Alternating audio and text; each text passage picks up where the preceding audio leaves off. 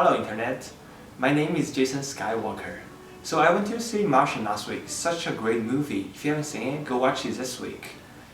It's funny that people are so hyped to see how we're gonna save Matt Damon again from university janitor's room, from a Russian gamble table, from World War II, from an icebox on another planet. Enough, man. Just kill yourself. But the movie did teach us something. Mars is far, so far that it will take 260 days to reach. And that's just the best scenario. This following picture always reminds me how small we are in space. That's why nobody's caring about your everyday Snapchat. The Earth simply doesn't care about how we're ruining our environment. Because we're just choking ourselves. It's a suicide, not a murder. The good thing is, since we're so tiny, there's so much more we could have. If you have a tree in your backyard and you're gonna cut it down for firewood in winter, let's say it will probably last for a week. But if I tell you you are the only man on earth, you can have all the trees you want, that's exactly where we are today. Maybe we cannot cut the trees in Brazil now, or even get there, but we can cut our neighbor's tree, one tree at a time. This way we can have infinite resources. Need water? Get it from Jupiter's moon. Do you know there's a planet made of diamond? If we can get some diamonds back, diamond will be cheap as steel and we can make coins out of diamond.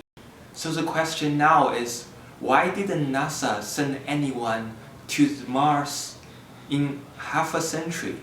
Don't forget, we landed on Moon 50 years ago with computers which has smaller storage than our phones, our iPods, or our watches. Now, some conspiracy theorists would say, I told you moon landing was a hoax. Let's not talk about whether Americans went to the moon 50 years ago. Let's focus on why didn't NASA send anyone to get more resources for another planet. It sounds promising. Actually, we forgot something very important. Costs. One mission costs billions of dollars. And what do we get in return? Some dirt if we are lucky. If we are unlucky, we lost our astronauts' precious lives a few seconds after launching. And the whole nation is in distress, while the whole world is watching how we fail. Now you might say exploration is what humans do. We are adventurous. Bravery runs in our blood. And we should aim for something greater than us. But the truth is, it is something in our brain called pride. Just take a selfie.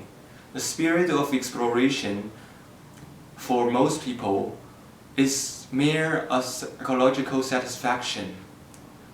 Many of us accomplish something in order to show the world or ourselves that we could do it. Only a few find meaning and redefine what they are doing. Last 50 years, we did accomplish something. We found a much easier way to satisfy our brains by making ourselves feel more important. That's the introduction of internet, or more specifically, the social media. It's faster, cheaper, and reaches out to more people. You don't need to wait years for recognition about traveling to a new place like Columbus did. Just take a selfie with a landmark and send. 6 seconds later, the whole world knows your recent accomplishment. You might ask, Jason, what this has to do with the space exploration? Let's look at the statistics. The average cost to launch a space shuttle is 1.2 billion, and the final cost of Apollo program was 25.6 billion in 1973 dollars, which is 170 billion in 2005 dollars. Results: sending 24 astronauts to walk on the moon. NASA estimated the total cost of a manned mission to Mars at about $100 billion for over 30 or 40 years. You might think it's a little high but reasonable, but the estimation for space exploration is is always too low. The International Space Station was initially anticipated to cost $10 billion over 10 years, but ended up costing 10 times that and took nearly 3 decades to assemble. Now let's look at the cost of posting something on social media. Zero. It's free money-wise.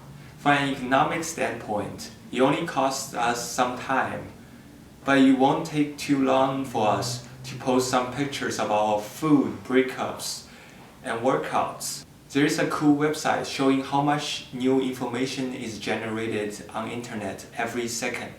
Sometimes I just stare at the flipping numbers for 1 minute. In this minute, which I wasted by doing nothing, 3.2 million Facebook posts were made. Not impressed? How about 126 hours of YouTube videos were uploaded in this minute? That's 5 days of video. My business professor said the total information is doubling at a speed of 11 hours. So just after a long night of sleep, the world is twice as big. That's why all these tech companies were valued at billions of dollars. Facebook, WhatsApp, Snapchat, and Instagram. So if you are an investor, are you going to put your money in some moon landing project which you can hardly imagine the results? Or some mobile startups which you find it helpful? Like Uber or Airbnb? The answer is obvious. That's why most space projects are funded by the government. Maybe except Elon Musk.